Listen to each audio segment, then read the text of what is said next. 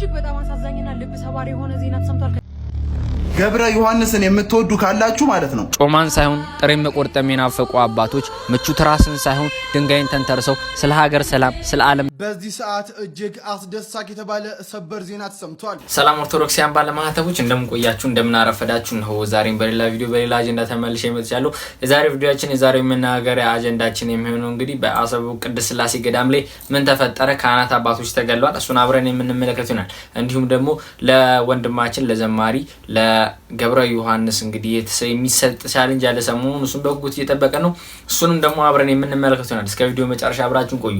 ቪዲዮን ከመጀመራችሁ በፊት ላይክ፣ ሼር፣ ሰብስክራይብ ማድረጋችሁ እንዳዘነጉ። ወደ ቪዲዮ።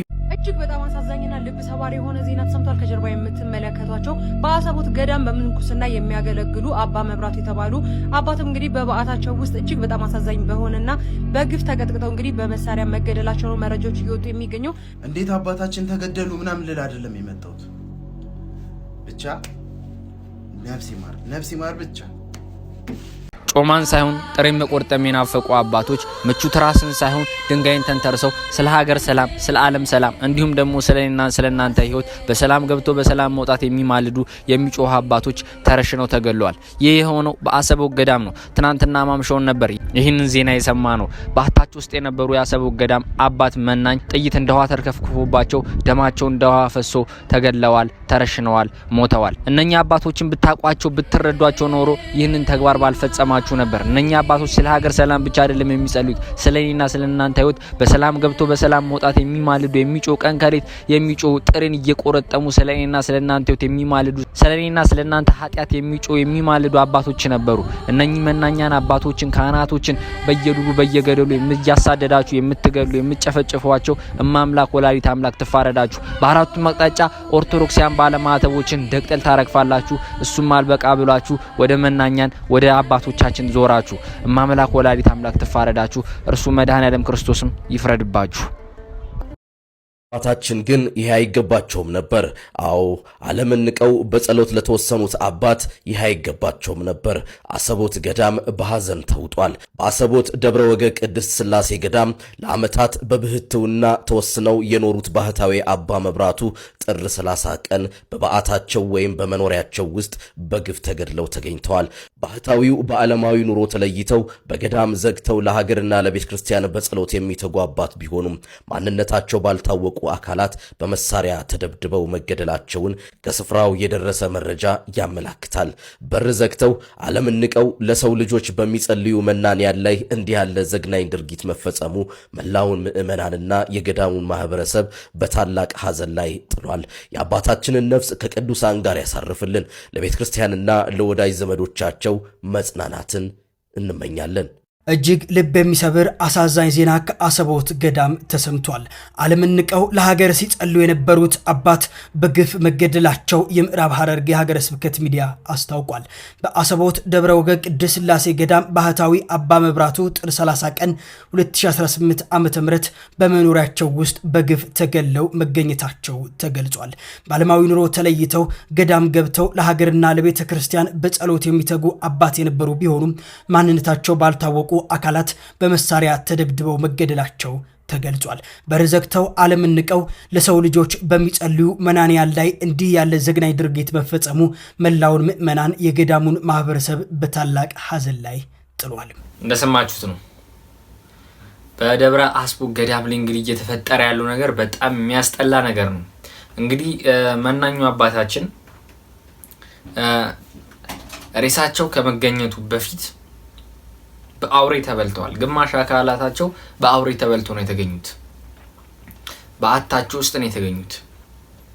በአታቸው ውስጥ ጥይት እንደውሃ ተርከፍክፎባቸው ደማቸው እንደውሃ ፈሶ ነው እግዚአብሔር ላናግረው ብለው ብቻዬን ብለው የነበሩ የመነኑ አባትን ጥይት አርከፍክፎ መግደል ማለት ይህ ምን የዘቀጠ ጭንቅላት እንደሆነ ማሳያ ነው።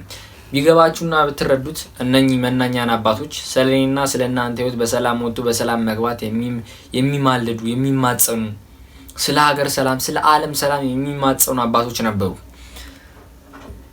አንድ መናኝ ስናጣ የሆነ አካላችን ተቆርጦ ነው የሚወርቀው።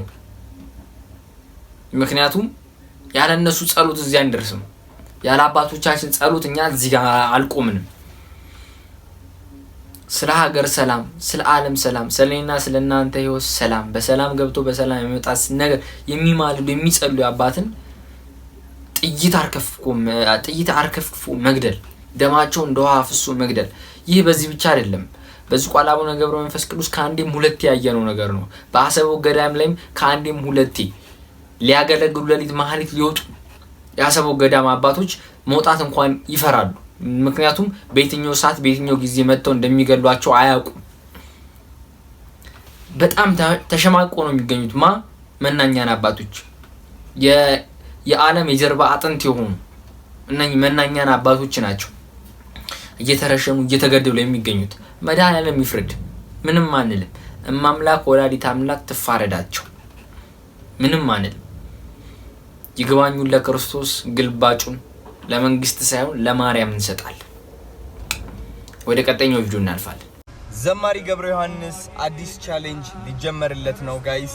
መኪና ከነሹፌሩ አዲስ ቻሌንጅ ሊጀመር ነው። ዝግጁ ናችሁ? እስከማሳውቃችሁ ጠብቁና ከዛ ቻሌንጁን እንጀምረዋለን። ወዳችኋለሁ። ሰበር መረጃ!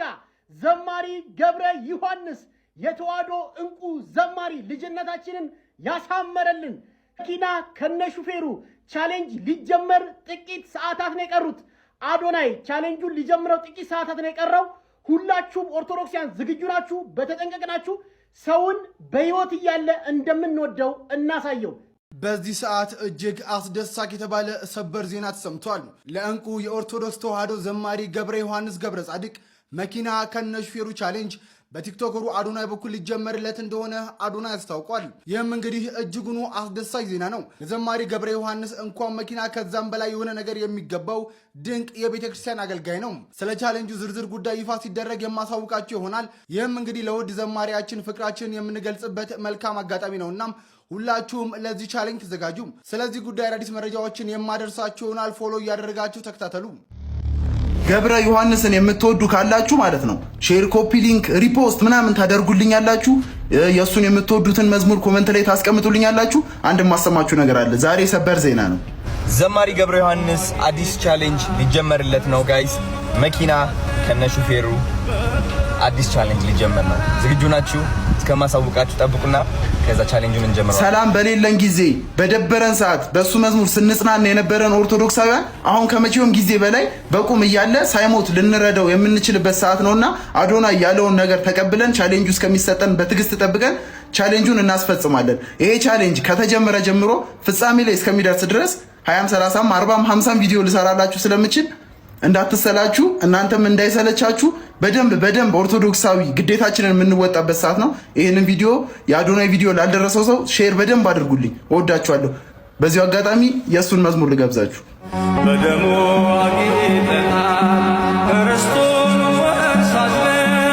እንደሰማችኋቸው ነው እንግዲህ ዘማሪ ገብረ ዮሐንስ በጣም የምንወደው እንደው መጽሐፍ ቅዱስ የማያነብ ሰው የእሱ መዝሙር ቢሰማ መጽሐፍ ቅዱስ እንዳነበበ የሚቆጠርለት ሰው መጽሐፍ ቅዱስ ላይ ያለውን ነገር በሙሉ በቃ እንዴት አድርጌ ላስረዳችሁ እንደው መቤቴ በጣም የሚገርም ዘማሪ።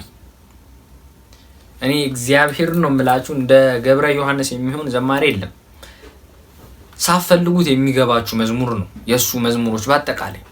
ለዚህም ዘማሪ መኪና አይደለም ምንም ነገር ያንሰዋል። በሱ መዝሙር ከሌላ ቤተ እምነት ወደዚህ ቅዱስ ቤተ ክርስቲያን የመጡ ብዙዎች አሉ፣ በጣም ብዙዎች። ይሄን የምናውቀው ነገር ነው አይደለም።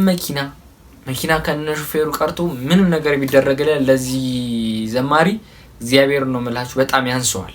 በጣም ሌሎቹ እኮ ሲያገለግሉ ምን ሲሉ እኮ ስም መጥቀስ አልፈልግም። ሌሎች ሲያገለግሉ የፕሌን ቲኬት ካልተቻለን አንመጣም፣ ይሄን ያህል ብር ካልተከፈለን አንመጣም፣ መተኛ ምናምን ከሌለን አንመጣም የሚሉ ሰዎች ናቸው። እንግሊዝ መኪና ከአውሮፕላን አወርዷቸው ምናምን ነገር እዛ ቤተክርስቲያኑ ድረስ የሚያገለግሉ ቤት ድረስ መኪና ካልተመደበልን አንንቀሳቀስም የሚሉ ሰዎች ናቸው። በቀን 30 እና ምናምን ሺህ የሚያስከፍሉ ሰዎች ናቸው። ስም አልጠቅስም። ነገር ግን ይህን ሁሉ ትቶ ለአንዲቷ ለቅድስት ቤተክርስቲያን በመዝሙሮች ውስጥ ሲሟገት የነበረ ዘማሪ ነው። አይደለም መኪናና ሹፌር ቀርቶ ብዙ ነገር ቢደረግለት አንሶም በያምናለሁ። እማምላክ ወላዲት አምላክ ቻሌንጁን ለመጀመር ትርዳን። ቻሌንጁን ሁላችንም በሶሻል ሚዲያ በሙሉ እንቀላቀላለን። ወንድማችን እማምላክ ወላዲት አምላክ ሊደረግል የታሰበውን ነገር እርሷ ቅድስት ድንግል ማርያም ታሳካለ ማለት እፈልጋለሁ። ቀጣይ በሌላ ቪዲዮ እስከምንገናኝ ድረስ ቸር ሰንብቱልኝ። ቪዲዮ ላይክ፣ ሼር፣ ሰብስክራይብ ማድረጋችሁን እንዳዘነጉ። ቸር ሰንብቱ።